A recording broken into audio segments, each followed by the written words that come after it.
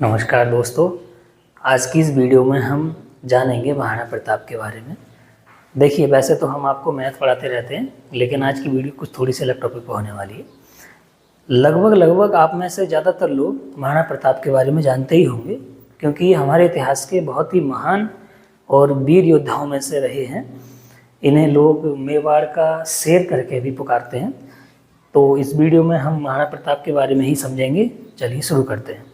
देखिए, सबसे पहले हम आपको बता दें कि महाराणा प्रताप का जन्म 9 मई 1540 ईस्वी को हुआ था। 9 मई 1540 ईस्वी को हुआ था और इनका जन्म हुआ था कुंभलगढ़ में। कुंभलगढ़ एक जगह है मेवाड़ के अंदर और ये राजस्थान जिले में पड़ता है वर्तमान समय में। इनके जो पिताजी थे उनका नाम था उदय सिंह। उदय सिंह द्वितीय करके इनके पिताजी का नाम था और इनकी जो माता थी उनका नाम था जयवंता बाई। ठीक है, इनके पिताजी का नाम उदय सिंह था और इनकी माता का नाम था जयवंता बाई। अब जब सन 1572 ईस्वी में इनके पिताजी राजा उदय सिंह की मृत्यु हो गई थी, तब रानी धीरबाई भटियानी ये चाहती थी कि उनका बड़ा बेटा जिसका नाम था जगमाल कि वो राजा बने। लेकिन जो वहाँ की राज्य सभा उस समय होती थी, मंत्री परिषद जो होता था और राजाओं का, उन सभी लोगों ने ये फैसला लिया कि राजा उदय सिंह के सबसे बड़े बेटे महाराणा प्रताप को ही राजा बनाया जाएगा। तब अंततः होली के दिन, और तारीख थी 28 फरवरी 1572, होली का उस दिन था और जगह थी गोगुंदा। ठीक है, होली के दिन 28 फरवरी 1572 को गोगुंदा में महाराणा प्रताप का राज्याभिषेक हुआ, अर्थात वो इस दिन राजा बन गए थे। अब देखिए, जब महाराणा प्रताप को राजा बना दिया गया, इस बात से जो जगमाल था वो थोड़ा सा दुखी हो गया था, परेशान हो गया था। तब उसने कसम खाई थी कि मैं अब तुम्हारे खिलाफ जो भी मुझसे हो पाएगा वो मैं करूँगा। और वो जो जगमाल था वो वहाँ से सब कुछ छोड़ छाड़ के अजमेर चला गया था और अजमेर में जाके वो अकबर से क्या हो गया, मिल गया था। अकबर से मिलने के बाद उसने जो भी चीज़ें वहाँ रही होंगी उनके साथ शेयर करी और जो भी महाराणा प्रताप के बारे में जानकारियाँ थी, कुछ गोपनीय जानकारियाँ, वो उसने सारी की सारी अकबर को बताई। और अकबर ने इसी से खुश होकर उस जगमाल को, एक शहर था उस समय जहाजपुर नाम का पूरा शहर, उसे क्या कर दिया था, दान में दे दिया था। एक तरीके से उसको ये सब बताने के लिए उन्होंने एक उपहार के रूप में उसको दे दिया था जगमाल को। अब देखिए होता क्या है यहाँ से। 1572 में जब महाराणा प्रताप राजा बन गए थे, 1572 में महाराणा प्रताप हमारे राजा बन गए थे, तो राजा बनने के बाद अकबर ने उनके पास कुछ दूत भेजे थे। दूत मतलब कुछ ऐसे लोग जो उनसे बातचीत जाके कर सकें। अकबर ये चाहता था कि महाराणा प्रताप भी बाकी अन्य राजाओं की तरह उसके साथ सहयोग की भावना रखें और जैसा वो कहें वैसा वो करें। लेकिन महाराणा प्रताप ऐसे बिल्कुल नहीं थे। उन्होंने हमेशा जीवन भर अपने आदर्शों के साथ और अपने अच्छाई के लिए ही उन्होंने हमेशा काम किया। उन्होंने कभी भी, चाहे महाराणा प्रताप को कितने भी कष्ट सहने पड़े, लेकिन उन्होंने कभी भी मुगलों के आगे घुटने नहीं टेके। इसीलिए आज उन्हें इतिहास में सबसे महान दर्जा दिया जाता है और यही वजह है कि आज महाराणा प्रताप का नाम इतना ज़्यादा है इतिहास में। तो उन्होंने दूत भेजे अपनी कुछ शर्तें मनवाने के लिए कि ऐसे ऐसे आप करोगे, जैसे कि और पहले के राजा करते आए थे और भी आस पड़ोस के जो सहयोगी राजा थे वो करते थे। लेकिन अकबर ने उसके किसी भी प्रस्ताव को नहीं माना और उन्होंने सारे प्रस्ताव जो अकबर ने भेजे थे वो ठुकरा दिए। अब यहाँ से फिर स्थिति युद्ध वाली शुरू हो गई थी और धीमे धीमे यहीं से हल्दी घाटी के युद्ध की पृष्ठभूमि बननी प्रारंभ हो गई थी। अब हल्दी घाटी का जो युद्ध था वो प्रारंभ हुआ था 18 जून 1576। उस दिन डेट थी 18 जून 1576।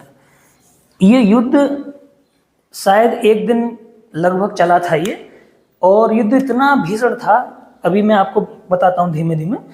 युद्ध हो रहा था मुगल सेना और महाराणा प्रताप की सेना के बीच में। तो महाराणा प्रताप की सेना का नेतृत्व खुद महाराणा प्रताप कर रहे थे और जो मुगलों की सेना थी, अकबर की सेना, उसका नेतृत्व कर रहे थे मानसिंह। कौन कर रहे थे? मानसिंह। आप देखना कितना बड़ा डिफरेंस था इस लड़ाई के अंदर, लेकिन फिर भी महाराणा प्रताप ने बहुत दिलेरी के साथ इस युद्ध को लड़ा था। महाराणा प्रताप की सेना में लगभग 20,000 सैनिक थे, ऐसा इतिहास में बताया जाता है, और मानसिंह की सेना में लगभग 80,000 सैनिक थे, जिसमें कुछ घोड़े वाले सैनिक थे, कुछ हाथी वाले सैनिक, कुछ पैदल। टोटल संख्या महाराणा प्रताप की सेना में 20,000 लोगों की लगभग थी, और मानसिंह जो सेना लेके आया था अकबर की तरफ से, उसमें लगभग 80,000 सैनिक मौजूद थे, ऐसा इतिहास में माना जाता है। ये युद्ध इतना भीषण था, आप इस बात से अंदाजा लगा सकते हैं कि महाराणा प्रताप की सेना के लगभग 15,000 लोग इस युद्ध में मारे गए थे और बहुत से लोग घायल भी हुए थे। वहीं मानसिंह की सेना में, यानी अकबर की सेना में, जो मानसिंह उसका नेतृत्व कर रहा था, उसमें लगभग 50,000 लोग मारे गए थे। अब आप देखिए, इनकी सेना में 20,000 लोग थे, इधर 80,000 लोग थे, और इधर 50,000 लोग मारे गए थे अकबर की सेना में, और लगभग 3,500 यानी 3,500 लोग लगभग घायल हुए थे। अब महाराणा प्रताप चूंकि वो राजा थे, तो उनके सिर पर एक विशेष छत्र हुआ करता था। जैसा कि आपको पता होगा, राजाओं के लिए एक विशेष पहचान के रूप में एक छत्र होता है सिर पर लगाने का। उस छत्र से जो मुगल सैनिक थे वो आसानी से पहचान लेते थे कि कौन महाराणा प्रताप है, क्योंकि किसी ने चेहरा तो सैनिकों ने राजा का देखा नहीं होता उतना, ये कभी मिले भी होते हैं। तो आजकल के ज़माने में तो भाई सोशल मीडिया है, सभी को पता है कौन क्या है, लेकिन उस ज़माने में ऐसा कुछ था नहीं। तो महाराणा प्रताप को वो लोग उस छत्र से ही पहचानते थे। जब काफ़ी सैनिक महाराणा प्रताप की सेना में मर गए थे, तब एक व्यक्ति थे उनकी सेना में जिनका नाम था झालाबींदा। अब झालाबींदा और महाराणा प्रताप भी समझ गए थे कि अब यहाँ से युद्ध थोड़ी सी गड़बड़ स्थिति में आ चुका था, क्योंकि इनके बहुत सारे सैनिक मारे जा चुके थे। तो झालाबींदा ने महाराणा प्रताप से एक रिक्वेस्ट करी थी कि आप जो आपके सर पर छत्र लगा हुआ है, इसे आप हटा दीजिए, क्योंकि सैनिक उस छत्र को देख के ही पता लगा पा रहे थे कि महाराणा प्रताप कौन है, और वो उन पर हमला करने की फिराक में थे। तो महाराणा प्रताप से जो छत्र था वो झालाबींदा ने क्या कर लिया था, ले लिया था रिक्वेस्ट करके, और आप देखिए उन्होंने उस छत्र को खुद पहन लिया था। किसने? झालाबींदा ने। और फिर वो जो सभी मुगल सैनिक थे, चूंकि उन्हें पता नहीं था कौन राजा है, तो वो उनको ही राजा समझने लगे थे, और वो उन पे ही क्या करने लगे थे, उन्होंने हमला करना शुरू कर दिया था। अब देखिए, जब झालाबींदा शहीद हो गए थे लड़ते लड़ते, चूंकि उन्होंने महाराणा प्रताप का जो छत्र था वो खुद पहन लिया था, उसके बाद बहुत सारे सैनिक जब मर गए थे, सेना की स्थिति थोड़ी सी खराब हो गई थी, तब महाराणा प्रताप जान गए थे कि अब शायद विजय संभव नहीं है। इसलिए उनको मजबूरन पीछे हटना पड़ा, और महाराणा प्रताप अरावली की पहाड़ियों में जाके उन्होंने शरण ली। अरावली की पहाड़ियों में, ये कई जगह एग्जाम वगैरह में भी पूछा गया है। तो अरावली की पहाड़ियों में महाराणा प्रताप ने शरण ली थी। अब यहीं से फिर महाराणा प्रताप की दिक्कतों के दिन स्टार्ट हुए थे। केवल 4 या 5 बरस के लिए शुरुआत में ज़्यादा दिक्कतें झेलनी पड़ी थी, और इतिहास में तो ये भी कहा जाता है कि उन्हें मजबूरन घास की रोटियां खानी पड़ी थी। आप सोच के देखिए, एक राजा और मजबूरी में घास की रोटियां खा के जीवन जी रहा है, लेकिन उसने उसके बावजूद भी अपने स्वाभिमान के साथ समझौता नहीं किया। और आजकल आप वर्तमान समय में देखते हैं, आदमी जरा सी बात के पीछे अपने स्वाभिमान को 2 मिनट में इधर से उधर करके रख देता है। इसीलिए इन्हें हम इतिहास में इतना बड़ा दर्जा देते हैं, यही रीज़न है। अब देखिए होता क्या है, महाराणा प्रताप को अरावली की पहाड़ियों में जाके क्या करना पड़ा, छुपना पड़ा था उस समय मजबूरन। अब चूंकि मुगल सैनिकों की उस समय विजय हो गई थी, फिर उन्होंने गोगुंदा पर कब्जा कर लिया था, जो कि महाराणा प्रताप का बेस माना जाता था सेना का। और अब जब उन्होंने कब्जा कर लिया था, तो यहाँ से महाराणा प्रताप ने थोड़ी सी चालाकी का काम करना शुरू कर दिया था अरावली की पहाड़ियों से ही। गोगुंदा के लिए जितने भी रास्ते होते थे जहाँ से जरूरत का सामान पहुँचता था, अनाज या कोई खाने पीने की चीज़ें या पहनने की, तो उन्होंने वो सारी सप्लाई रोक दी थी। कौन थी? गोगुंदा को जाने वाली। जब सप्लाई वहाँ की रुक गई, अनाज वगैरह पहुँचना बंद हो गया, जरूरत के सामान पहुँचने बंद हो गए, तो वहाँ की जो मुगल सेना थी वो इस बात से बहुत ज़्यादा परेशान हो गई, दुखी हो गई, और स्थिति ये हो गई थी कि मुगल सैनिक भूखों मरने लगे थे वहाँ पे, और भूखे मरने लगे। और इतिहास में ये तक लिखा गया है कि उनके जो सेना के जो घोड़े वगैरह थे, उन्होंने उनको तक खा के अपना काम चलाया था, ऐसा इतिहास में बताया जाता है। तो मुगल सैनिक भूखे मरने लगे थे क्योंकि उन्होंने सप्लाई को रुकवा दिया था, महाराणा प्रताप ने गोगुंदा की सप्लाई को। अब देखिए यहाँ से होता क्या है।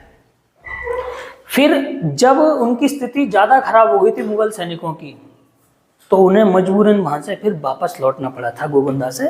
और जब वो वापस लौट रहे थे, तब उसी समय, चूंकि वो सब थके हारे भूखे थे और स्थिति थोड़ी सी खराब हो चुकी थी, तो उसी समय भीलों ने उन पर क्या कर दिया था? हमला। भील जो है महाराणा प्रताप के सहयोगी रहे थे, और जो शुरू में युद्ध लड़ा गया था उसमें भी इन्होंने बहुत सहयोग किया था महाराणा प्रताप का। फिर इतने में ही युद्ध चलता रहा, ये सब चीज़ें होती रही। अब उधर महाराणा प्रताप ने धीमे धीमे अरावली पहाड़ियों में रहते ही पुनः सेना का गठन करना शुरू कर दिया था, और 6 वर्ष के अंदर अंदर लगभग 40,000 घुड़सवारों की सेना उन्होंने दोबारा से बना ली थी, ऐसा हमें इतिहास में बताया जाता है। अब होता क्या है देखिए इसके बाद। फिर उन्होंने क्या किया? सबसे पहले 1582 में महाराणा प्रताप ने अपने पुत्र और इनकी सेना में जो भी सैनिक थे घुड़सवार, सभी ने मिलकर एक दीवेर नाम से मुगल थाना था उस समय, उस पर क्या कर दिया था? हमला कर दिया था, और उसको अपने कब्जे में ले लिया था। वहाँ से बुरी तरह से मुगल सैनिकों को उन्होंने हरा के भगा दिया था। उसके बाद उन्होंने धीमे धीमे कुंभलगढ़ पर अपना दोबारा से कब्जा वापस लिया था। इसी तरह से फिर उन्होंने गोगुंदा को भी अपने कब्जे में ले लिया था महाराणा प्रताप ने, और फिर उदयपुर और फिर चित्तौड़ जो पूरा इलाका था वो सारा उन्होंने अकबर की सेना से क्या ले लिया था? वापस ले लिया था, उनको हरा दिया था। अब यहाँ से क्या होता है, अकबर को ये लगने लगा कि अब यहाँ शायद मामला थोड़ा सा बिगड़ रहा है, तो उसने एक लास्ट प्रयास किया था 1584 ईस्वी में, 1584 ईस्वी में, और उसने फिर से मेवाड़ पे क्या किया था? हमला। 1584 में फिर से मेवाड़ पे हमला किया था, और उस हमले में हुआ ये कि अकबर की सेना को दोबारा से पराजय का सामना करना पड़ा। महाराणा प्रताप की सेना ने उन्हें बहुत बुरी तरह से पराजित किया था दोबारा से 1584 में, जो हमला हुआ था किस पर? मेवाड़ पर। अब इसके बाद क्या होता है, अकबर थोड़ी सी स्थिति उसकी खराब हो गई थी, उसे ये लगने लगा था कि अब यहाँ जीतना शायद संभव नहीं है, क्योंकि ये बहुत ज़्यादा जिद वाले सभी लोग हैं। तो फिर वो वहाँ से छोड़ छाड़ के लाहौर वापस चला गया था। कहाँ? लाहौर, जो वर्तमान समय में पाकिस्तान में मौजूद है। उस समय तो पूरा हमारा देश एक ही था, सब कुछ हमारे देश में था, तो अकबर को लाहौर छोड़ के जाना पड़ गया था, सब कुछ छोड़ छाड़ के लाहौर चला गया था अकबर। अब यहाँ से फिर क्या होता है, घटना होती है, ये घटना है 1597 ईस्वी में, और दिन था 19 जनवरी। चांबड़ नामक जगह है, चांबड़, तो शिकार करने के लिए महाराणा प्रताप गए हुए थे, और उस शिकार के टाइम पे एक दुर्घटना हो गई थी, और उसमें उनको एक गंभीर चोट लगी थी। कब? 19 जनवरी 1597 में। स्थान था चांबड़।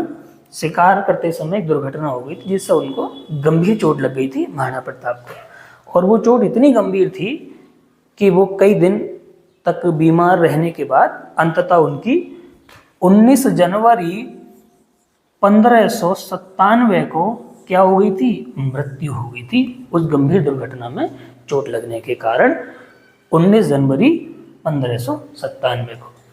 और महाराणा प्रताप के बाद इनके सबसे बड़े बेटे अमर सिंह को राजा बनाया गया था इनके स्थान पर।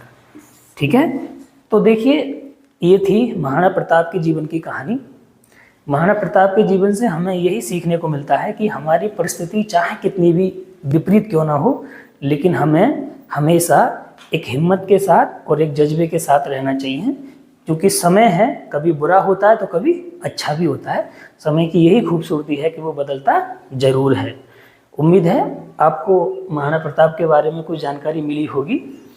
यदि वीडियो अच्छी लगी हो तो इसे लाइक करें, और चैनल को अगर सब्सक्राइब नहीं किया है तो प्लीज़ चैनल को सब्सक्राइब करें। और आपसे एक विनती है, जितना हो सके इस वीडियो को शेयर करें, जिससे कि कुछ लोग और महाराणा प्रताप के बारे में जान सकें। मिलते हैं किसी अगली वीडियो में, तब तक के लिए नमस्कार।